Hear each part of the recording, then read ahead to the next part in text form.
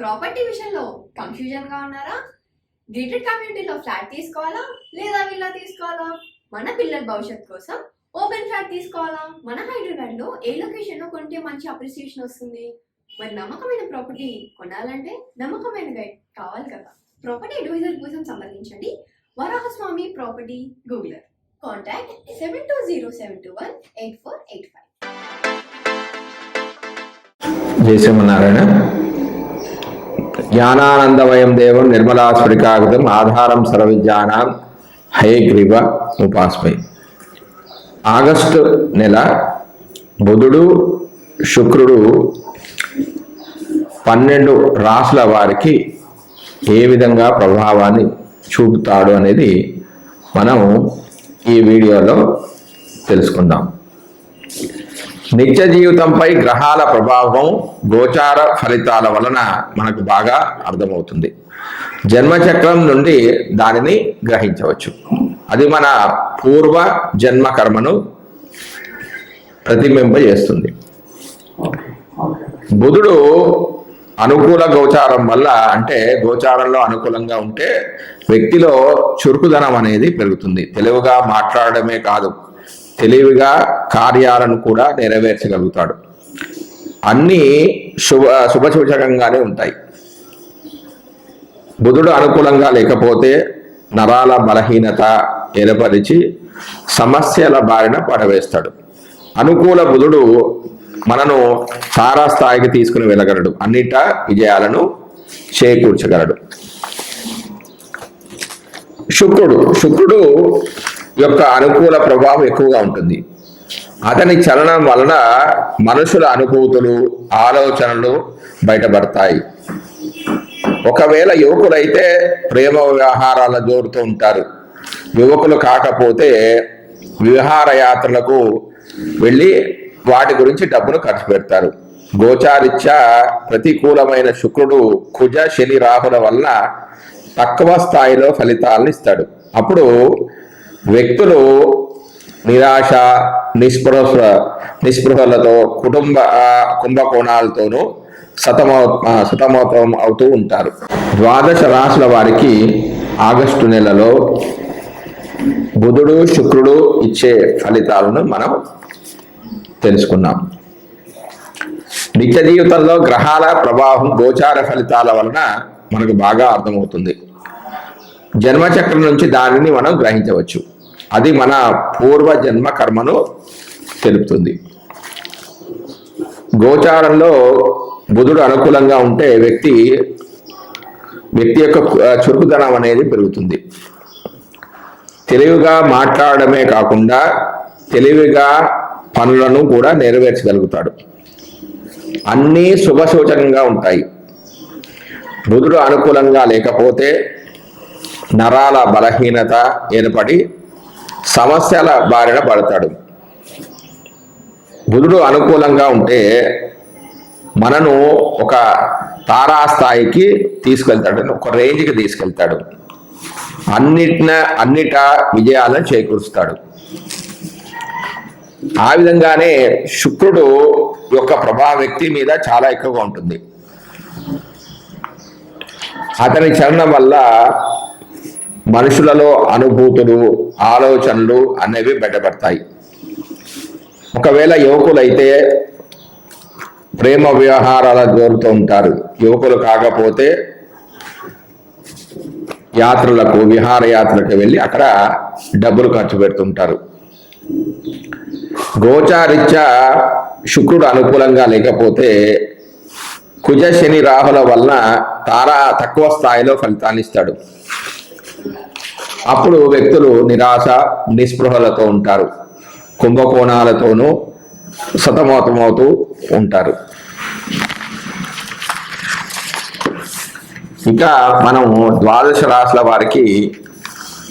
వారి ఫలితాల గురించి వస్తే, కన్యారాశి వారికి బుధుడు ఆగస్టు 1 నుంచి 22 వరకు సింహరాశిలోను, ఆగస్టు 23 నుంచి ఆగస్టు 31 వరకు కర్కాటక రాశిలో వక్రి అంటే వెనకకు సంచరిస్తున్నాడు. ఆ విధంగానే శుక్రుడు ఆగస్టు 1 నుంచి 24 వరకు సింహరాశిలోను, ఆగస్టు 25 నుంచి సెప్టెంబర్ 19 వరకు కన్య రాశిలోను సంచరిస్తున్నాడు. ఇలా సంచరించడం వల్ల వారికి కలిగే ఫలితాలు ఏ విధంగా ఉన్నాయంటే ఆరోగ్యం బాగుంటుంది, సంతోషంగా ఉంటారు, కీర్తి లభిస్తుంది, ద్రవ్య లాభం ఉంటుంది, బంధువులతో కలుస్తారు, సుఖ సంతోషాలు ఉంటాయి, మిత్ర లాభం అనేది ఉంటుంది, లాభాలు చేకూరుతాయి, సంతానం మంచి వృద్ధిలోకి వస్తారు, మంచి సౌఖ్యము తృప్తి అనేది ఉంటుంది, పుష్టి కలుగుతుంది, గౌరవ మర్యాదలు కలుగుతాయి. తర్వాత శుక్రుడి యొక్క ఫలితాలు. శుక్రుడు 12వ స్థానంలో సంచరించడం వల్ల ముఖ్యంగా ఇందులో ఉత్తర 3 పాదాలు అంటే 2, 3, 4 పాదాలు, హస్త 4 పాదాలు ఉన్నాయి. వీరికి మాత్రం మిశ్రమమైన ఫలితాలు వీరు పొందుతారు. అవి ఏమిటంటే అధిక వ్యయము, భయము, నష్టం వంటి స్వల్ప వ్యతిరేక ఫలితాలతో పాటుగా సుఖానుభూతి అనేది కొంచెం కలుగుతుంది. ఇందులో ఉత్తర 2, 3, 4 పాదాలు, హస్త 4 పాదాలు, చిత్త 1, 2 పాదాలు ఉన్నాయి. కాబట్టి చిత్తా నక్షత్రం వారికి మాత్రము శుక్రుడు మిశ్రమ ఫలితాలకు ఇస్తాడు. ఏంటి అదేంటంటే అధిక వ్యయము, భయము, నష్టం వంటి వాటితో పాటుగా శుభకార్యాలకు డబ్బు ఖర్చు పెట్టడము, కొంచెం సుఖ పొందడము వంటి అనుకూలమైన ఫలితాలు కూడా వీళ్ళు పొందే అవకాశం అనేది ఉంది. జై శ్రీమన్నారాయణ. సాధారణంగా బుధుడు యొక్క దోషాలు ఏ విధంగా ఉంటాయి అంటే మేధస్సు తక్కువగా ఉండడం, వ్యాపారంలో నష్టాలు కలగడం, చదువు వంట పట్టకపోవడం, నాడీ దోషాలు, నిర్ణయాలు తీసుకోవడంలో ఇబ్బందులు, మిత్రులతో ఇబ్బందులు, లెక్కలంటే భయం, ఉదర రోగాలు కలవారు, నత్తి లేదా మాట సరిగా లేకపోవడం, ఎముకలు విరగడం, వారి జాతక చక్రంలో బుధ దశ యోగించకపోవడం, బుధుడు మీనరాశిలో ఉండడం, బుధుడు శత్రు రాశిలో ఉండగా అవి పాపస్థానాలు అయినప్పుడు, వాత దోషాలు ఎక్కువగా ఉన్నా కూడా బుధుడి యొక్క దోషాలు ఎక్కువగా ఉంటాయి.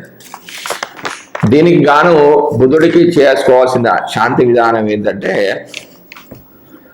రోగగ్రస్తుడైన ఆ యొక్క జాతకుడిని ఒక పెద్ద త్రాసులో ఒక పక్క ఉంచి మరొక పక్క పెసలు మొదలైన ధాన్యాలు అంటే అతనికి తగ్గట్టుగా, అతని శక్తికి తగ్గట్టుగా ధాన్యాలు ఉంచేసి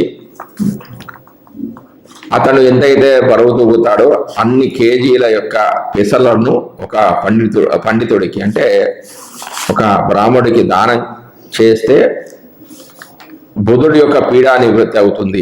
బుధ దోషం వల్ల కలిగే రోగాలకు ఇంకా ఏం చేయాలంటే ఉత్తరేణి బీజంతో చేయబడిన ఔషధాన్ని తీసుకుంటే గుణం అనేది కలుగుతుంది. అంటే ఆ రోగాలు అనేవి తగ్గుతాయి. ఇంకా దీనికి సంబంధించిన శాంతి విధానంలో ఏం చెప్పారంటే కేంద్ర ఉభయ రాశుల్లో ఉన్నప్పుడు విష్ణు పూజ, కేంద్రాల్లో ఉంటే వాళ్ళ జాతకంలో 1, 4, 7, 10 స్థానాల్లో ఉన్న ఉభయ రాశుల్లో ఉన్న అంటే బుధుడు మిథునము, కన్య, ధనస్సు, మీనరాశిలో ఉన్నప్పుడు విష్ణువుని పూజించుకోవాలి. స్థిర రాశిలో మొదటి 2 దెక్కాన్నాల్లో ఉంటే స్థిర రాశులు అంటే వృషభము, కర్కాటకము, కన్య, వృశ్చికము, కుంభము, ఈ విధంగా ఈ రాశులలో ఉంటే కృష్ణుడికి పూజ చేసుకోవాలి. స్థిర రాశిలోని 3వ దేకానంలో ఉంటే 20 నుంచి 30 డిగ్రీల మధ్యలో స్థిర రాశులు అంటే వృషభము,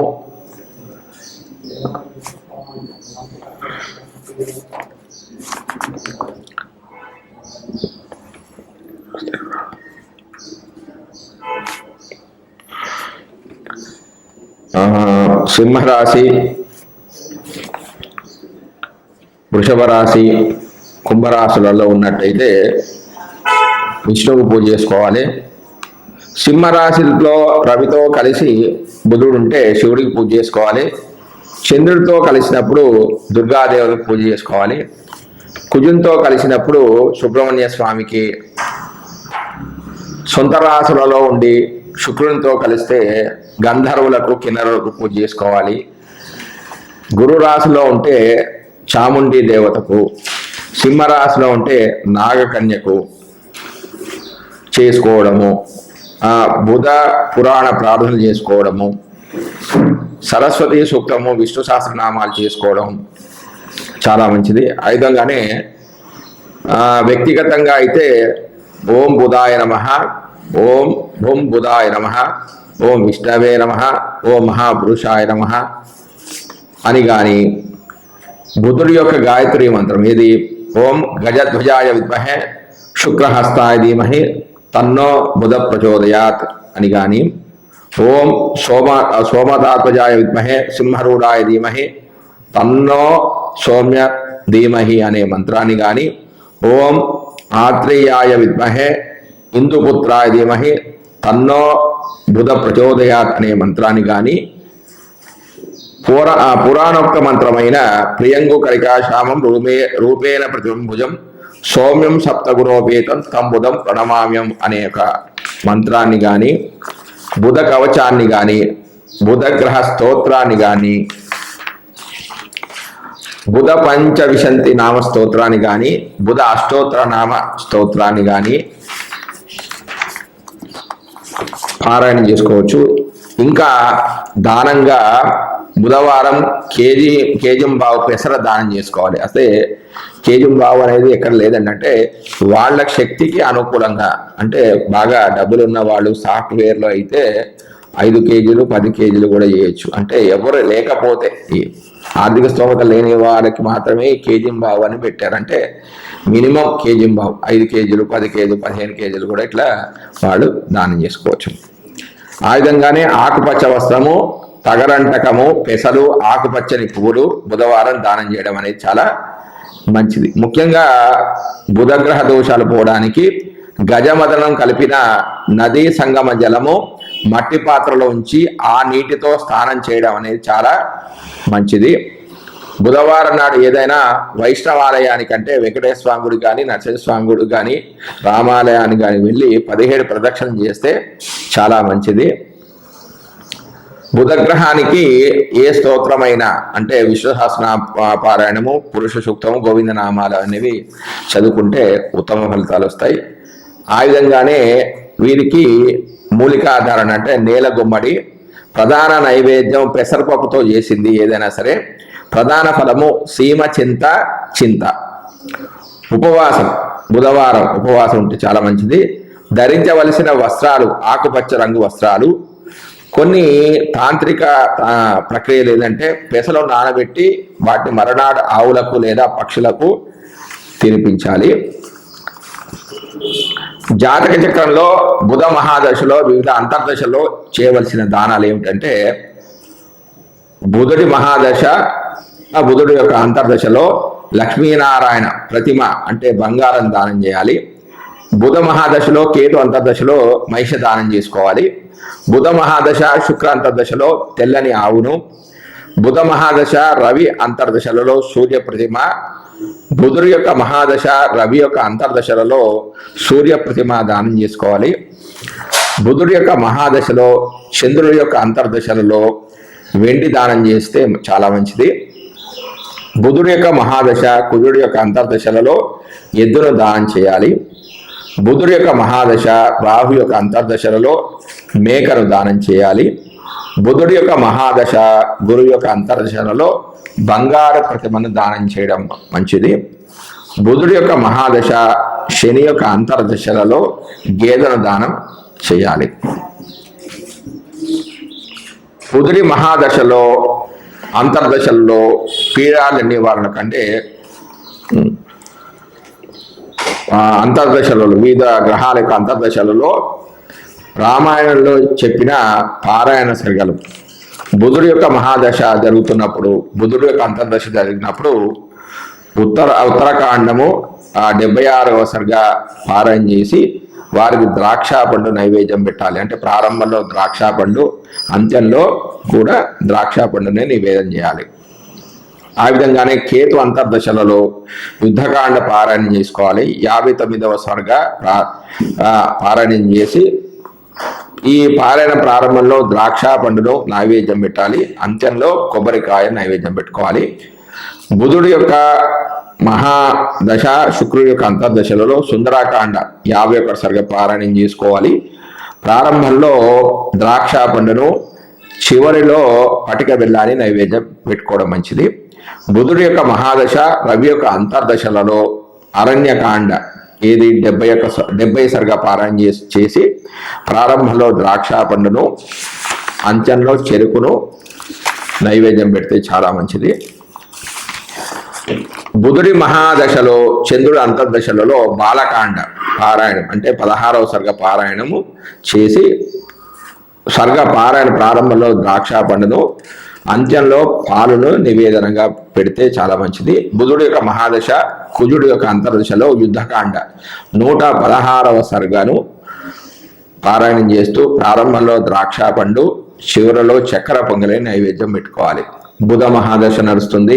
రాహు అంతర్దశ జరుగుతున్న సమయంలో సుందరాకాండ 53వ సర్గను పారాయణం చేసి ప్రారంభంలో ద్రాక్ష పండు, అంత్యంలో తేనెను నైవేద్యం పెట్టాలి.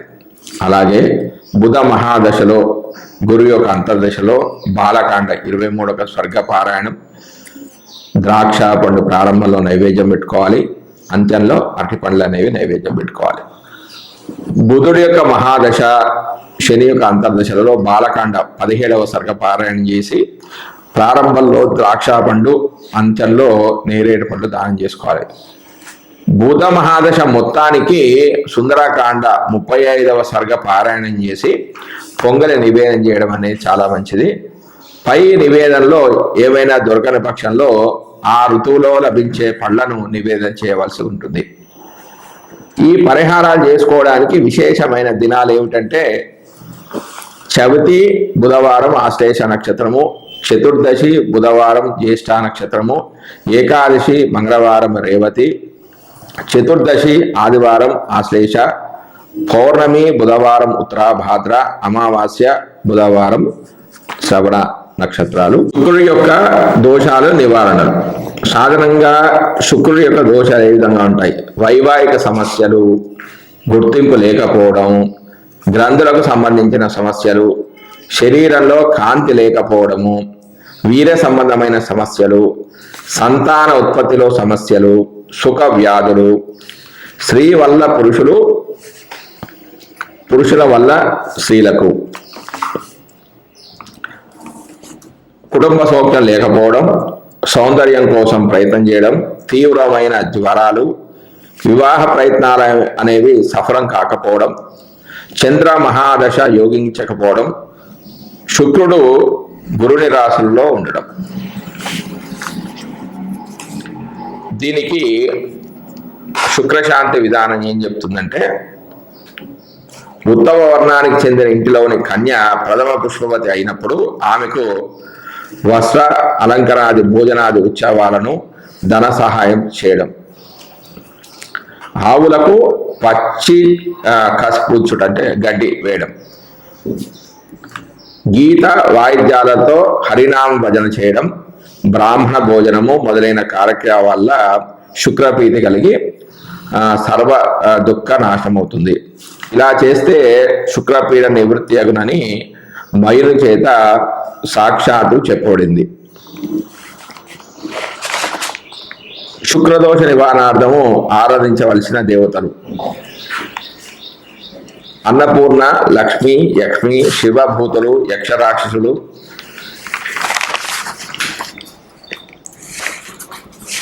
సింహంలో ఉంటే యక్షి, ధనస్సు మీనంలో ఉంటే దుర్గాదేవతకు, మకరంలో ఉంటే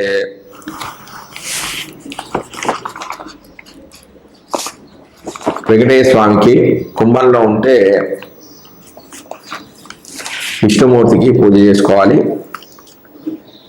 మరికొన్ని వివరాలు వ్యక్తిగతంగా చేసుకోవాల్సిన మంత్రాలు ఏమిటంటే: ఓం శుం శుక్రాయ నమః, ఓం హ్రీం శ్రీం శుక్రాయ నమః, ఓం శుం శుక్రాయ నమః, ఓం ద్రాం ద్రీం ద్రౌం స శుక్రాయ నమః అనే మంత్రాలు. మరియు శుక్రుడి యొక్క గాయత్రి మంత్రాలు ఏమిటంటే ఓం అశ్వధ్వజాయ విద్మహే ధనుర్హస్తాయ ధీమహి తన్నో శుక్ర ప్రచోదయాత్ అనే మంత్రాన్ని కానీ, ఓం భృగుసుతాయ విద్మహే శిష్యవత్సలాయ ధీమహి తన్నో శుక్ర ప్రచోదయాత్ అనే మంత్రాన్ని కానీ, భార్గవాయ విద్మహే అసురాచార్యాయ ధీమహి తన్నో శుక్ర ప్రచోదయాత్ అనే మంత్రాన్ని కానీ,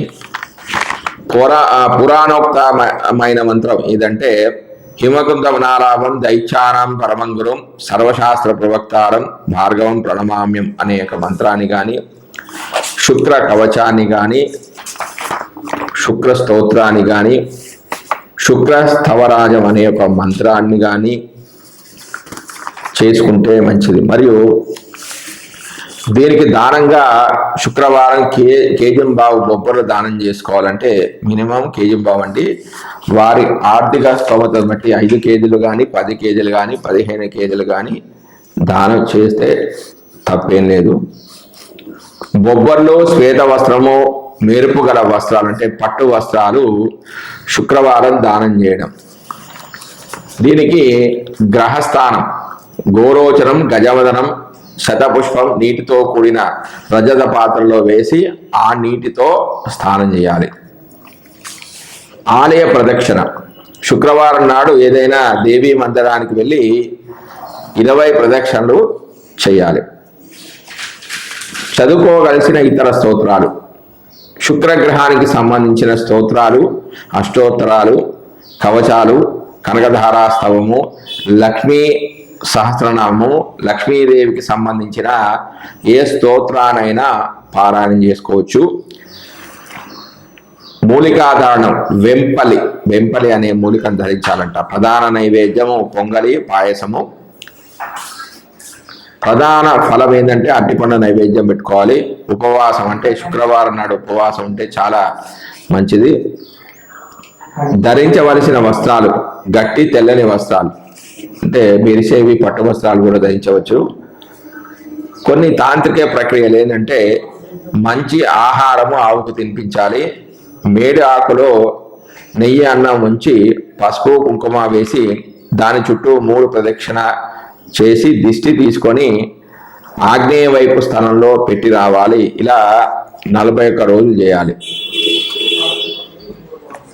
శుక్ర దశలోని అంతర్దశలలో చేయవలసిన పరిహారాలు శుక్ర మహాదశ, శుక్ర అంతర్దశలలో మహాలక్ష్మి పూజ చేసి ఎర్రని ఆవును దానం చేయాలి. శుక్ర మహాదశ, రవి అంతర్దశలలో సూర్య నమస్కారాలు చేయాలి. ఛాగదానం చేయాలి అంటే మేకలు దానం చేయాలి. శుక్ర మహాదశ, చంద్ర అంతర్దశలలో గౌరీ పూజ, లేడిని దానం చేయడం. శుక్ర మహాదశ, కుజ అంతర్దశలో సుబ్రహ్మణ్య స్వామి పూజ చేసుకోవడం, ఎద్దును దానం చేయడం. శుక్ర మహాదశ, రాహు అంతర్దశలో దుర్గా జపం చేయడం, గుమ్మడి పండును దానం చేయడం. శుక్ర మహాదశలలో గురువు యొక్క అంతర్దశలో నమక పారాయణం చేయడం, అలాగే గుమ్మడి పండును దానం చేయడం. శుక్ర మహాదశ, శని అంతర్దశలో ఈశ్వరుని యొక్క ఆరాధన, మహిషం అంటే ఒక ఎద్దును కానీ దున్నపోతును కానీ దానం చేయడం. శుక్ర మహాదశ, బుధ అంతర్దశలో విష్ణు పూజ చేసుకోవడం, లక్ష్మీనారాయణ ప్రతిమను దానం చేయడం. శుక్ర మహాదశ, కేతు అంతర్దశలలో లక్ష్మీ గణపతి పూజ చేయడం, దుర్గా ప్రతిమను దానం చేయాలి. ఇంకా శుక్ర మహాదశలో అంతర్దశల్లో గ్రహాల పీడా నివారణకు చెప్పబడిన శ్రీమద్ రామాయణంలోని పారాయణ సర్గలు ఈ విధంగా ఉంటాయి. రామాయణంలో కొన్ని సర్గల పారాయణ చేయడం ద్వారా కూడా శుక్రదోష నివృత్తి అనేది కలుగుతుంది. శుక్రుడి మహాదశ, శుక్రుడి అంతర్దశలలో సుందరాకాండ పారాయణం, 36వ సర్గ, పటిక బెల్లం. ప్రారంభంలోనూ కూడా అంత్యంలోనూ పటిక బెల్లాన్ని నైవేద్యం పెట్టుకోవాలి. శుక్ర మహాదశ, రవి అంతర్దశలో ఉత్తరాకాండ పారాయణం, 67వ సర్గ పారాయణం చేయాలి. పటిక బెల్లం ప్రారంభంలో, నేరేడు పండ్లు చివరలో నైవేద్యంగా పెట్టుకోవాలి. శుక్ర మహాదశ, చంద్ర అంతర్దశలలో బాలకాండ అంటే 87వ సర్గ నుంచి 90వ సర్గ వరకు పారాయణం చేసుకొని ప్రారంభంలో పటిక బెల్లాన్ని నైవేద్యం పెట్టుకొని చివరలో ద్రాక్ష పళ్ళని నైవేద్యం పెట్టుకోవాలి. శుక్ర మహాదశలో, కుజ అంతర్దశలలో 100 సుందరాకాండ పారాయణం చేసుకోవాలి. పటిక బెల్లాన్ని ప్రారంభంలో నైవేద్యం పెట్టుకొని తర్వాత చివరిలో కొబ్బరికాయ నైవేద్యం పెట్టుకోవాలి. శుక్ర మహాదశలో, రాహు అంతర్దశలో బాలకాండ 4వ సర్గ పారాయణ చేసుకోవాలి. పటిక బెల్లం నైవేద్యం పెట్టుకోవాలి. చివరిలో కూడా పటిక బెల్లాన్ని నైవేద్యంగా పెట్టుకోవాలి. శుక్ర మహాదశ గురు అంతర్దశలో కిష్కింధాకాండ 14వ సర్గ పారాయణం. మొదట్లో పటిక బెల్లము, చివరిలో చెరుకు అనేది నైవేద్యం పెట్టుకోవాలి. శుక్ర మహాదశ శని అంతర్దశల్లో కిష్కింధాకాండ 102వ సర్గ పారాయణం. ప్రథమంలో పటిక బెల్లం, చివరిలో పాలు నైవేద్యం పెట్టుకోవాలి. శుక్ర మహాదశ శుక్ర మహాదశ బుధ అంతర్దశలో బాలకాండ 6వ సర్గ 8వ సర్గ పారాయణ చేసుకొని, అంటే 6 నుంచి 8వ సర్గ వరకు పారాయణ చేసుకొని పటిక బెల్లాన్ని నైవేద్యం పెట్టుకొని మొదలు ప్రారంభంలో, చివరిలో చక్కెర పొంగల్ నైవేద్యం పెట్టుకోవాలి. శుక్ర మహాదశ కేతు అంతర్దశలలో అరణ్యకాండ 19వ సర్గ నుంచి 22వ సర్గ వరకు పారాయణం చేసుకొని మొదట్లో పటిక బెల్లం నైవేద్యం, చివరిలో తేనె అనేది నైవేద్యం పెట్టుకోవాలి. శుక్ర మహాదశ మొత్తానికి బాలకాండ 73వ సర్గ పారాయణ చేసి పటిక బెల్లం నైవేద్యం చేయడం అనేది చాలా మంచిది. ఈ పరిహారాలకు విశేషమైన రోజులు ఏమిటంటే ఏకాదశి శుక్రవారం రోహిణీ నక్షత్రమై, ఏకాదశి శుక్రవారం ఆర్ద్ర నక్షత్రమై, ఏకాదశి శుక్రవారం పుష్యమి నక్షత్రం అయినప్పుడు, ఏకాదశి శుక్రవారం మఘా నక్షత్రం అయినప్పుడు, ఏకాదశి శుక్రవారం అనురాధ నక్షత్రం అయినప్పుడు, ఏకాదశి శుక్రవారం జ్యేష్ఠ నక్షత్రం రోజున కానీ, ఏకాదశి శుక్రవారం పూర్వాషాఢ నక్షత్రం రోజు కానీ, పౌర్ణమి శుక్రవారం శతభిష నక్షత్రంలో కానీ ఇవి చేస్తే విశేషమైన ఫలితాలు అనేవి వస్తాయి. జై శ్రీమన్నారాయణ. నమస్కారం.